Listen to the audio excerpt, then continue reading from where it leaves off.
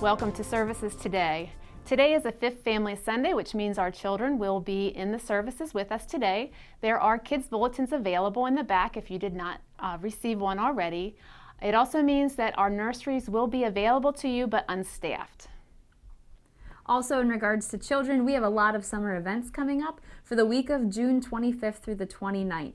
There are some events scheduled. We have the Pre-K VBS, we have the Creative Kids Camp for school-age children, and we have the Heart of a Champion Soccer Camp also for school-age children.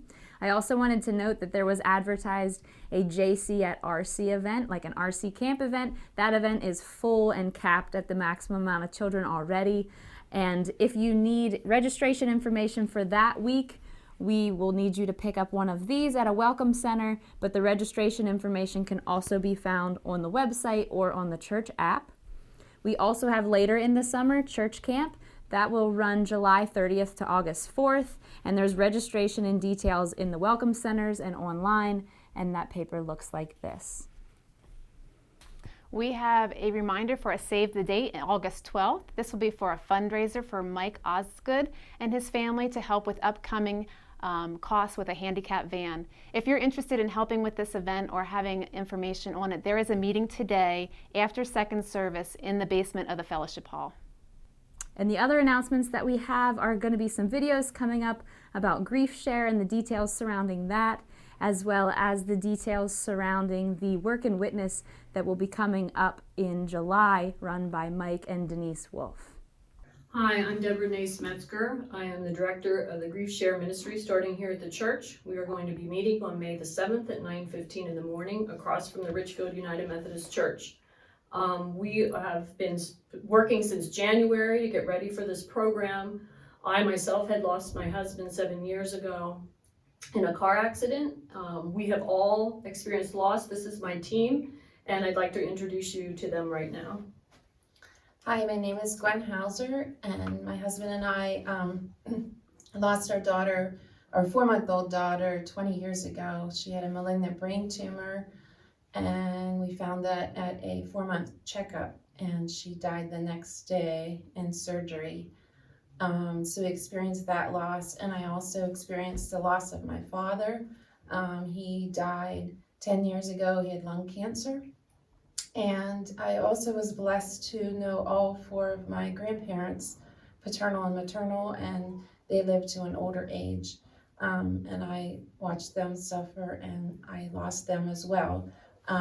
So I encourage anybody that has lost anybody, whether it be recent or 20, 30 years ago, this program is great to help you just process any kind of loss that you've been through.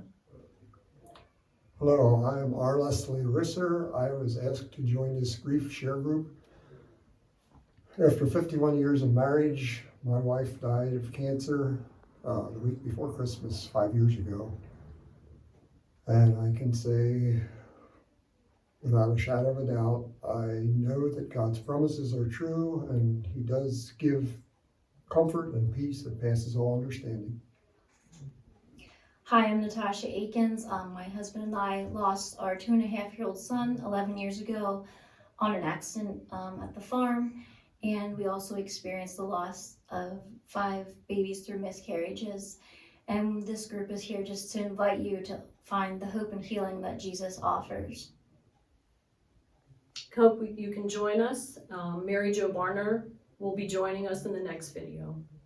I'm Mary Jo. I'm here in the Holy Lands, and I am right at the Garden of Gethsemane, thinking about the grief that Jesus went through and understanding that He knows how we feel when we are going through grief. And He also has the answer on how to heal from that grief. I hope you can join us at Grief Share. Hey everybody, it's only 13 days until the deadline for sign up for Sun Area Work and Witness.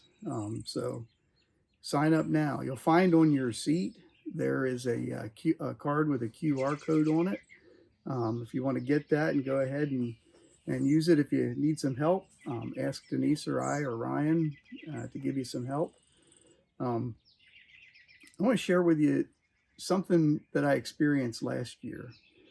So for over a year, I was going to Journey Group in Middleburg, and I was parking beside this house that I noticed the landscaping was kind of rough. It was overgrown. The house was in a little bit of disrepair, and I didn't think anything of it. So the first day of working witness last year, we go to the church, we have breakfast, we're given our assignment for the week, and it's in Middleburg. And we drive over there, and I have the address plugged into my GPS, and wouldn't you know, the address took me just exactly to that house that I had been looking at over the past year. And what a blessing it was to find out who the people were that lived there. And I had no idea. There was a lady who lived there with her blind husband and her husband's brother, who was also blind, and she had a lot of work to do with those two, and just simply didn't have time to take care of everything. So like I said, what a blessing.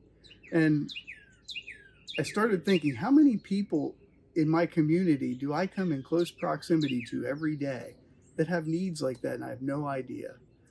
So here's our opportunity. I just ask that you would join us as we love loud in our community. Thank you. And thank you for coming to worship with us. We pray that you have a blessed Sunday.